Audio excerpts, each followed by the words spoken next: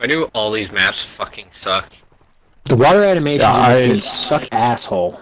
Dude, we're just getting blown out every fucking game we play tonight. Wow, you're so good, dude. Just camp in the back of your spawn. Wow, that's what I should do. Maybe I can get good at this game. It's all it fucking is. It's just camping. Welcome back to the channel, ladies and gentlemen. I am your host, Mr. Flatface, the man of many faces and even more opinions. And I always have an opinion when it comes to Modern Warfare 2, 2022 edition. First being that I will never stop saying it that way because this is not my Call of Duty. But eventually we will have to come to terms with the fact that we cannot keep relying on our memories of a game to compare it to a new game. And we will have to make our own memories of this game. So completely subtracting every single other Call of Duty that I have ever played and only focusing on Modern Warfare 2, 2022 edition, do I agree with what those guys said in the intro clip? Let's delve into it. But first, thank you guys for liking, commenting, and subscribing to the channel. The comment section has been killing it. You guys have offered great advice when it comes to audio, which is one of my biggest pet peeves. And you guys have also offered great questions that have given me many topics for other videos, and or I've answered as best I can in the comment sections already. I'm always down to interact and hang out with you guys. I got nothing better to do, so we might as well discuss it down there. I try to reply to you guys within a relatively quick manner. That way you guys don't feel like I've just forgotten about you. So with all that being said, please continue to show your support and I'll continue to do my best I can for you. So getting into it, we're only going to focus on Modern Warfare 2 2022. We have to, for the sake of this video, take everything we've ever known about Call of Duty, everything we've ever learned about Call of Duty, and look at this from a brand new player, this is their first game ever standpoint, and see if we can understand their side of the view. You know, where do they come from? Where does a new player compare to a senior player like myself? And see if we can maybe just find some middle ground. Is the game good? Is it bad? Is it overly campy? Is it not? Let's look into it. First, I want to start with the maps are bad. And I would actually have to agree with that one pretty solidly. Like, these maps are taken from real world locations and then made into a video game form. So you got real world locations put into a fictional game for then those real world locations to be used as a 12-man hit squad map. Like the museum, which some of you have never played if you never got to play the beta, and some of you got to play the beta and realized how poorly that map was designed. It's almost like a map designed off of a real world museum wouldn't flow properly when you have 12 people gunfighting within it. I know it's a crazy concept, but I don't think that when they designed these museums that they thought, hey, you know what? We should design it so people can have gunfights here. Yes, the devs will take some liberties and they will open some windows and maybe put a door here or there to help the map flow, but overall the same layout of the building is gonna feel a little closed off. A little boring, a little stuffy, almost like a museum, because it is a museum. Then you take maps like Fortress. One team spawns on one side of a wall, outside the fortress is what we're gonna call it, and the other team spawns inside of the wall, in the fortress. Now, I don't know if any of you have learned anything about castles throughout your lives, but when they made castles, they didn't design castles for attacking, they designed castles for defending. And a fortress is essentially a castle, just a much smaller version, meaning that the team that spawned in the fortress now has a damn fortress to use to defend their position from the team that is attacking. I know it's crazy to think, but I think a fortress would give a team a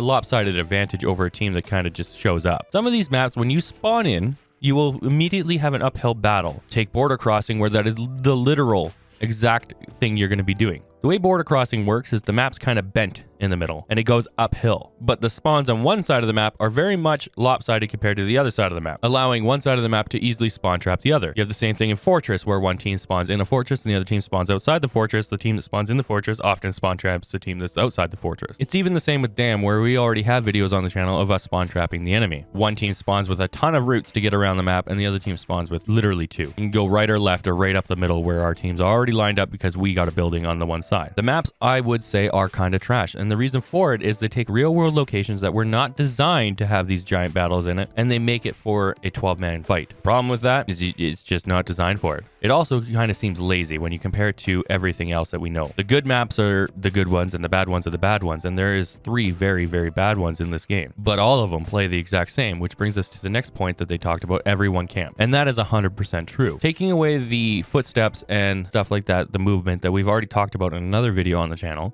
we are left with the way the maps are designed. The maps are often designed with these long areas where people can shoot. And why would you run down a hallway when you can just stand on the other side of the hallway and snipe and or use a long range scope on your gun? Then you follow it up with that most of these maps have cover all throughout that hall for you to sit and camp in. Then you take the same logic, and let's use Embassy as the example. You go into the main doors on Embassy, you then enter a room that has a wall in front of you with a reception desk, and then you have about 29 doors around you.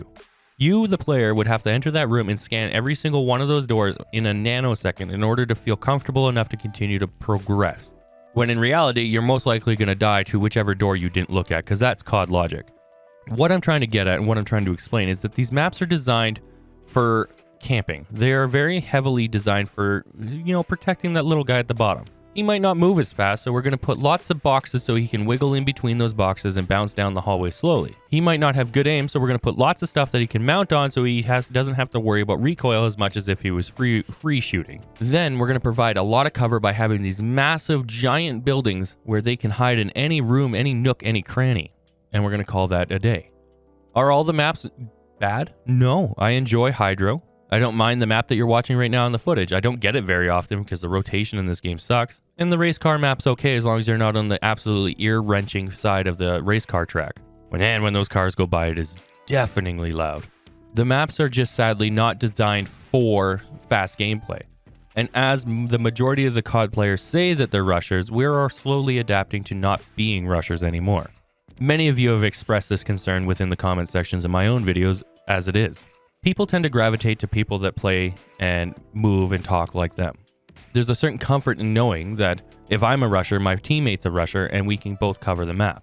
Whenever I've played with fellow rushing teammates, we often don't ever see each other, but we also lock down two sides of the map together. There's a certain level of teamwork that is unwrittenly established between two rushers, or even three. And we all immediately kind of just take a left, right, or middle of the map, and we hold that down as a rushing playstyle. So even though there's three of us rushing around the map, we never see each other because none of us ever step on each other's turfs. The problem with the way these maps are designed is that rushing is impossible.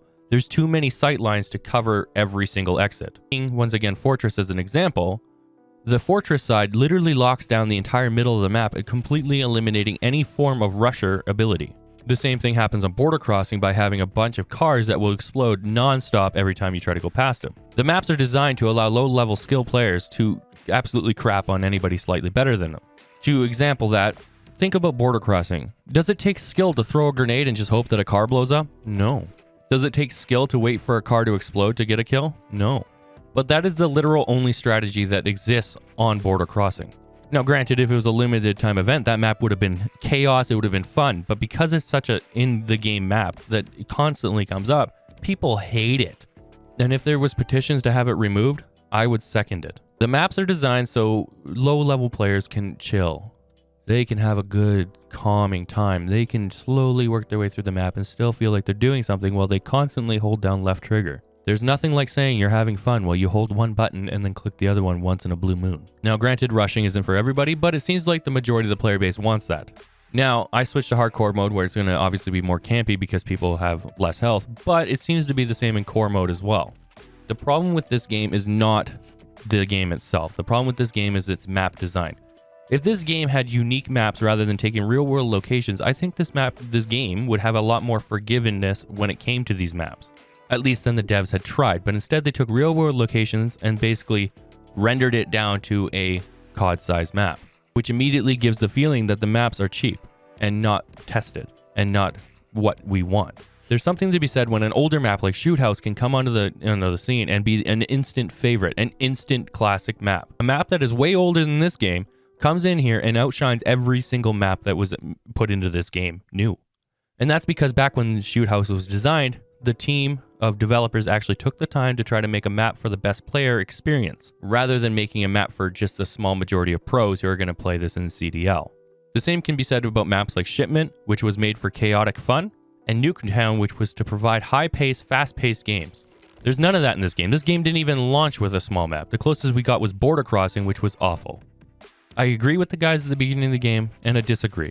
I think if you look at it from a brand new standpoint, this game would be your favorite COD ever. There's a lot going good for this game other than just the map design. But for OG players like myself and many others, this game is not ours. This game feels hollow and empty and is lacking the life that was once in said games.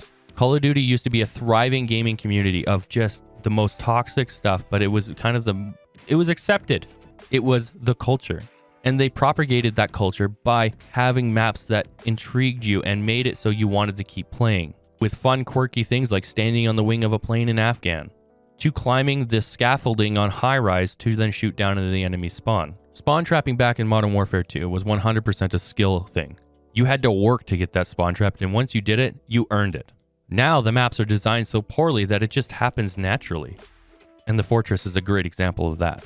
I hope I make it clear what I'm trying to say here. What I'm trying to say is that if you are a brand new player and this is your first Call of Duty that you have ever played, this will be amazing. This will be what you remember in the future. And one day you will be sitting here where I am complaining about the Call of Duty 2097 that came out in your age and era. You will be referencing, just like I am, Modern Warfare 2. And us OG players will be sitting there laughing, no longer able to play the game because the arthritis in our thumbs has completely destroyed our hands. And our brows permanently calloused from wiping the sweat off of these lobbies, and our backs hunched from sitting forward in our chairs, will laugh at you and say this is what we've been telling you all along. But until that day, I hope to see you guys in the next one. I've been your host, Mr. Flatface, the man of many faces and even more opinions, and this has been my kind of Call of Duty, not rant, but rant. Sometimes I just like to talk. I like to hear myself talk. And I hope you guys like to listen to me talk. If you guys have opinions on the topic, let me know down in the comments below, and I will be sure to talk to you as fast as I can. Please leave a like. Try, maybe, subscribing. It really means a lot to me. I love watching that counter go up. I might be addicted to it. But we all get onto YouTube and we want to see that growing, culture community. And I feel that I'm doing that here. I got great guys that come into the comments every single day and they let me know things. They give me their opinions and they help me out. They've given me audio advice. They've asked questions. They've given me their angles on things and I enjoy that. So if any of that sounded interesting, like, comment, and subscribe. And I look forward to seeing you guys in the next one. You guys have a good day. Bye. Hold on. And happy holidays.